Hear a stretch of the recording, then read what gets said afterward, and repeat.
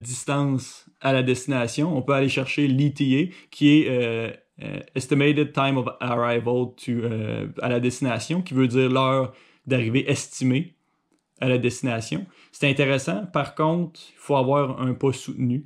Admettons qu'on marche à 4 km/h.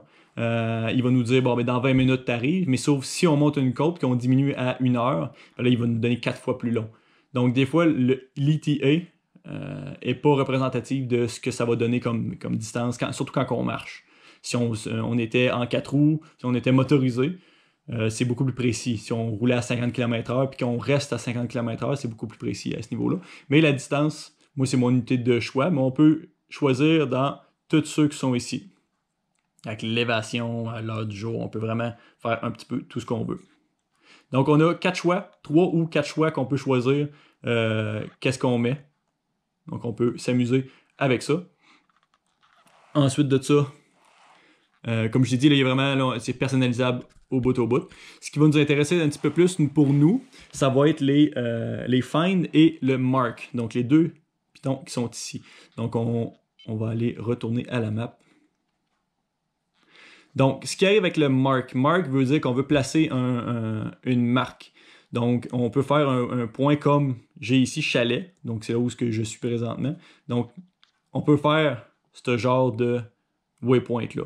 Donc, admettons que je sais pas, je me suis perdu dans le bois. Je suis avec mon GPS. Je sais pas par où aller, où je suis coincé, blessé. Je vais pouvoir dire aux gens, admettons qu'il y a une connexion cellulaire ou CB, je vais pouvoir dire aux gens exactement où je suis avec le waypoint qui est juste là. Donc, je peux aller chercher cette information-là, je peux créer un point tout de suite sur ma position pour pouvoir donner la position à d'autres personnes.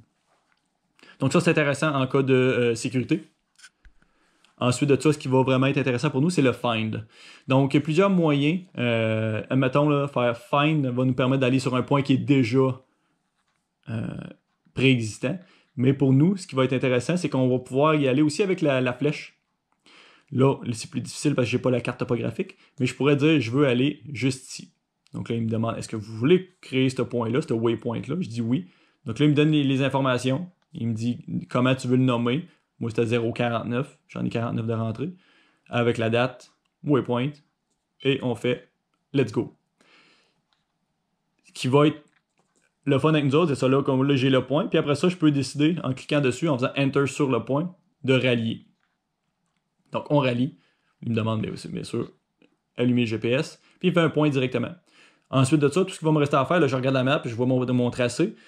Je vais pouvoir aller à la boussole. Normalement, quand je vais avoir mes 3 satellites, il va me montrer vers où, quelle direction prendre. Fait que j'ai juste à suivre la flèche qui va s'afficher ici. Puis suivre la flèche jusqu'au bout. Et ça va me donner ma direction. Le gros avantage d'un GPS, c'est que si on dévie de notre position, admettons, à cause d'une montagne, à cause d'une sapinière qui est vraiment, on va dire, sale, qu'on ne peut pas passer à l'intérieur de ça, mais il va toujours nous réindiquer vers où aller. Fait que si on dévie trop à gauche, ça va nous permettre, à un moment donné, là, la flèche va vraiment tourner à droite, puis là, on va pouvoir commencer à y aller vers la droite. Donc, on peut contourner complètement des obstacles, ce qui va être impossible à faire avec une boussole. Il va falloir qu'on fasse un peu de trigonométrie. Si on fait ça avec la boussole, c'est un petit peu plus difficile, plus complexe un petit peu. Faut passer à travers les choses quand on nous donne un azimut qui est précis. Donc, gros avantage de la boussole de pouvoir faire ça, de toujours nous donner la direction, puis il nous dit quand on est arrivé. On peut, encore une fois, dans les paramètres, mettre le son au max, diminuer le son, enlever complètement le son. Moi, j'aime ça quand il sonne pas beaucoup. Ensuite de ça, on disait, là, on était rendu à find. Admettons que je vais juste enlever ça. Donc, menu, si je veux l'arrêter, j'arrête la navigation. Donc, on s'en va nulle part en ce moment. On résume. Si je veux aller au 49, je peux mettre mon curseur dessus, faire Enter, faire rallier. Ou je peux aussi aller dans Find. Donc là, étant donné, j'ai créé un point. Ça, c'est le 49, le même qu'on avait tantôt. Enter, il va me rallier. Donc, 2 méthodes pour pouvoir aller chercher, soit avec le curseur, ou on va dans Find qui est trouvé. Ensuite de ça, on vient, on va arrêter cette navigation-là. Si on vous donne une donnée topographique, ce qu'on va faire, c'est qu'on va aller dans Mark. Mettons, je vous dis, moi, je veux que vous alliez au degré 47 On peut rentrer une donnée vraiment fictive, là. Mais c'est ici que ça va se passer. Donc, aussitôt qu'on fait mark, on peut rentrer n'importe quelle donnée.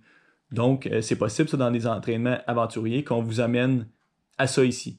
Puis qu'on vous dit, ah, je voudrais que tu ailles là. Donc, on peut modifier ça. On va garder le 46. Admettons, on va juste modifier 2-3 petites choses pour pas trop prendre de temps.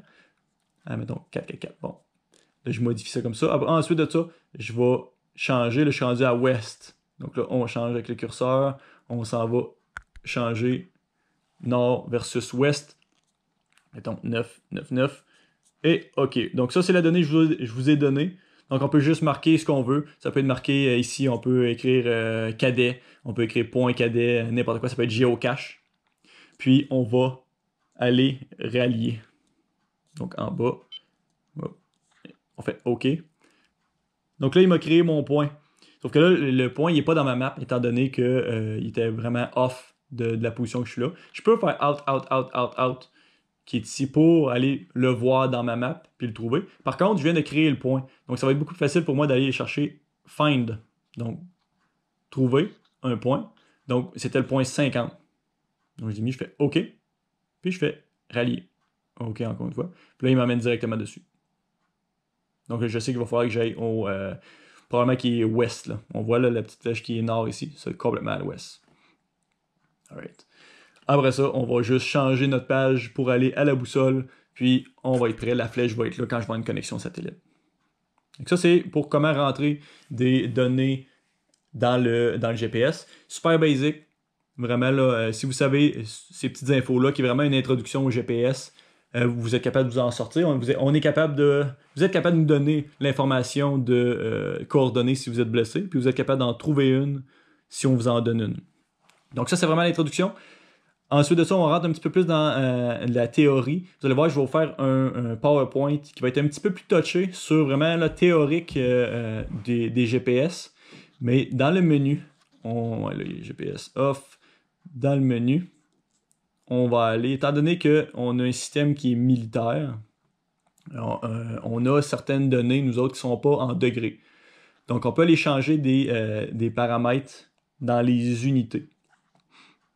Donc là, on pousse un petit peu. Mais moi, j'ai pris mon format de position en heure et en degrés.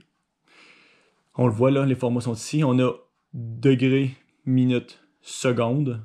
Puis on a toutes sortes de formats de position. Le format militaire, c'est ça ici. Donc là, comme je vous dis, c'est une introduction. On regarde ça rapidement. Je vais vous donner vraiment plus d'infos. C'est pour les niveaux 3 rendus là, les données, rentrer des données cartographiques militaires dans le GPS. Ça prend certaines informations préalables. Donc le format de position va être militaire, le système géodésique, il va falloir utiliser le NAD 83 qui est plus précis que certains autres, qui va être canadien. On a aussi le NAD 27 qui peut être canadien, par contre il est moins précis. Donc là, nous autres, on continue avec le NAD 83. Système métrique, c'est plus facile pour nous autres. Donc là, ça, j'ai réglé les unités de mon GPS pour dire, moi, je veux du militaire. J'ai dit, je le veux MGRS NAD 83. Donc ça, c'est des informations qu'on va avoir besoin absolument si jamais on vous donne des waypoints qui sont militaires et non pas en degrés. Donc après ça, on va pouvoir voir le GPS. On le voit ici, là. Au lieu de degrés comme on avait tantôt, là, on est rendu avec 19T. DM 14785, ce qui ne dit pas grand-chose quand on ne connaît pas le système militaire. Donc je vais arrêter ça là pour ça. Je sais que j'ai probablement perdu une coupe, mais avec les PowerPoint, ça va être plus facile de comprendre ça, là, les données militaires versus les données qui sont civiles avec tous ces systèmes-là. Donc si vous retenez comment, comme je vous ai dit, aller chercher un point, notre point en ce moment, qui est ça ici, là on l'a en militaire, et comment aller trouver un point qu'on a préalablement créé, ça va être parfait. Donc j'espère qu'en tout cas cette petite intro-là vous a pas trop perdu. Je vous promets, là, quand les cadets vont recommencer, on va utiliser les GPS, on va sortir les GPS de cadets, on en a une bonne gang. On va pouvoir aller dans le bois, puis on va pouvoir tout clarifier, toutes les données théoriques que je viens de vous donner. Sur ça, je vous souhaite une bonne journée, puis on se reparle bientôt.